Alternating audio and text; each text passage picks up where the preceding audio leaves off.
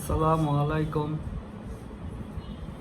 হাসান খালেদ, সভাপতি বাংলাদেশ তৃণমূল পার্টি, আপনাদের সাথে। দর্শক শ্রোতা, আজকে বাংলাদেশ তৃণমূল পার্টির একটা অর্থ ব্যবস্থা নিয়ে কথা বলবো, আপনাদেরকে একটু ধারণা দেওয়ার চেষ্টা করব। বাংলাদেশ তৃণমূল পার্টি আপনার নাম থেকে একটা চিন্তা করতে পারতেছেন যে আমরা প্রান্তিক লেভেলের জনগণকে ফোকাস করার জন্যই তাদেরকে সামনে নিয়েই এই দলটা যাত্রা শুরু করেছি। তাই তাদের জন্য যাতে একটা শক্তিশালী অর্থ ব্যবস্থা গড়ে তোলা যায়, এই চিন্তাটা প্রথম থেকেই বাংলাদেশ তৃণমূল পার্টি রয়েছে। এখন কিভাবে এটা সম্ভব? বাংলাদেশ তৃণমূল পার্টি চিন্তা করতেছে যে বাংলাদেশে 87,000 গ্রাম আছে। এই গ্রামগুলোকে যদি সমবায়ের অধীনে আনা যায়, 87,000 সমিতি যদি গঠন করা যায়, তাহলে একটা অর্থ ব্যবস্থা চিন্তা করা হয়। এই 87,000 সমিতি কিন্তু ব্যক্তিগত কোনো সমিতি হবে না, বা কোনো গ্রুপের সমিতি হবে না। এই সমিতিগুলো হবে দেশের বিধিবদ্ধ রাষ্ট্রীয় সমিতি।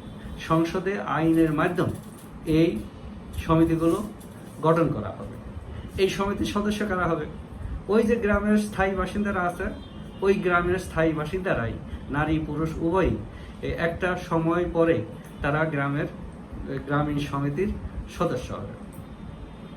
এবং কমিটির মাধ্যমে ওই সমিতির কমিটিতে তারাই থাকবে, তাদের নেতৃত্বে ওই গ্রামীণ সমিতিটা পরিচালিত হবে। এখন তারা তো কমিটিতে থাকলো, এখন টাকা পাবে কোথায়? গ্রামের মানুষের তো আর টাকা নাই। এই গ্রামীণ সমিতির মূলধনটা কিভাবে আসবে? গ্রামীণের মূলধনটা আসবে এইভাবে, রাষ্ট্র তার বাৎসরিক উন্নয়ন বাজেট থেকে প্রত্যেকটা সমিতিকে 1 কোটি টাকা করে মূলধন প্রদান করবে। এই সমিতি এই 1 কোটি টাকা যে মূলধন পেল, সেটা মোবালাইজ করে, সেটা ঋণ হিসেবে সদস্যদেরকে যখন যা দরকার প্রদান করে তারা এই ব্যবস্থাটা, এই সমিতিটাকে চালু রাখবে। যারা ঋণ নেবে তারা এই টাকাটা বিনিয়োগ করবে, লাভ করে লাভের একটা অংশ সমিতিকে দিবে, সমিতি আবার এই লাভের একটা অংশ সরকারকে দিবে। যারা ঋণ নিল তারা কিন্তু বছরান্তে লাভটা দিবে, এবং বছরের শেষে নির্ধারিত কিস্তির একটা অংশ দিবে। সরকারকে কোনো কিস্তি দিতে হবে না, সরকারকে শুধু মূলধনের একটা অংশ দিতে হবে। কারণ সরকার যে মূলধনটা সরবরাহ করলো, সেটা কিন্তু ওই সমিতির থেকে যাবে। 1 বছর 1 কোটি, পরের বছর আরেক কোটি, তাহলে 2 কোটি, এইভাবে সরকারের মেয়াদে দেখা যাবে 5 কোটি টাকার একটা মূলধন তাদের অ্যাকুমুলেট হয়ে গেল। এভাবে একটা বিশাল মূলধন সমগ্র বাংলাদেশে একটা বিশাল মূলধন দাঁড়িয়ে যাবে, এবং প্রান্তিক অর্থনীতিতে, গ্রামীণ অর্থনীতিতে একটা রেনেসার সৃষ্টি হবে, যেখানে একটা অর্থের যে গতি প্রবাহ, শক্তিশালী একটা অর্থ প্রবাহের সৃষ্টি হবে।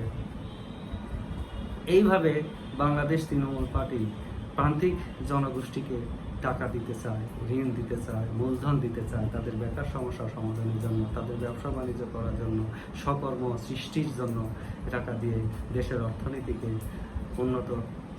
সচল রাখতে চায়। দর্শক শ্রোতা, এর বাইরে আর কি কাজ আছে? এই তো গেল সমিতিটা সংক্ষেপে আমি আপনাদেরকে একটা ধারণা দেওয়ার চেষ্টা করলাম। এর বাইরে কি আছে? আপনারা দেখেন, আমাদের দেশে ডিপিএম মেথডে অনেক কাজ হয়। সেনাবাহিনী বা অন্যান্য সংস্থাগুলো এই কাজগুলো নিয়ে ঠিকাদারি করে, তারা চাকরির পাশাপাশি ঠিকাদারি করে। তাহলে এই গ্রামীণ সমিতিগুলো নয় কেন? ওদের তো আমরা গ্রামীণ সমিতিগুলো যদি গ্রামের যে অবকাঠামোগুলো উন্নয়ন বা অন্য যে সকল উন্নয়নের কাজ হয়, সেই কাজগুলো যদি সরকার এই গ্রামীণ সমিতিগুলোকে দিয়ে দেয়, গ্রামীণ সমিতিগুলোর মাধ্যমে যদি করায়, তাহলে ওইখান থেকে একটা আয় হবে। এই যে সরকার 1 কোটি টাকা মূলধন দিল, তার পাশাপাশি কিন্তু ওই কাজ থেকেও একটা আয় এই মূলধনের সাথে যোগ হবে। এইভাবে সমিতিগুলোকে আমাদের ডেভেলপ করতে হবে, জনগণের দায়িত্বশীলতা বাড়াতে হবে, জনগণকে রাষ্ট্রীয় কাজের সাথে সম্পৃক্ত করতে হবে। এইভাবে প্রতিটি জনগণ কিন্তু রাষ্ট্রীয় কাজের সাথে সম্পৃক্ত হবে, কেউ কিন্তু কাজের বাইরে থাকবে না। আশা করি এই ব্যবস্থাটা আপনাদের ভালো লাগবে। আপনারা চিন্তা করবেন, যদি কোনো পরামর্শ আপনাদের থাকে আমাদেরকে পরামর্শ দিবেন। আমরা এগুলো নিয়ে বিশ্লেষণ করব, গবেষণা করব, চিন্তা করব এবং ভালো জিনিস বের করার চেষ্টা করব, যাতে আমার মানুষ অবহেলিত না হয়। আজকে একটা লোক টাকার দরকার, ব্যাংকে গিয়ে পায় না, আবার ব্যাংক থেকে টাকা নিয়ে কত নির্যাতনের শিকার হয়, কত কিছু হয়। এই অর্থঋণ আদালতে মামলা হয়, নির্যাতন, জমি বিক্রি করে দেয় কম দামে, আবার কারাগারে পাঠায় দেয়, ইন্টারেস্ট দিতে হয় অনেক টাকা। এই ব্যবস্থাতে কোনো সুদ থাকবে না, এটা মুনাফা থাকবে, মুনাফার অংশ দিবে, মানুষের জীবনযাত্রার মান অনেক উন্নত হয়ে যাবে। সবচেয়ে বড় কথা হলো তার হাতে টাকা থাকবে এবং তাকে দায়িত্বশীল মনে হবে যে আমিও তো part of country, part of government, part of state, এরকম একটা চিন্তা হবে। এই তো ভালো থাকবেন সবাই, নিরাপদ থাকবেন। ধন্যবাদ সকলকে।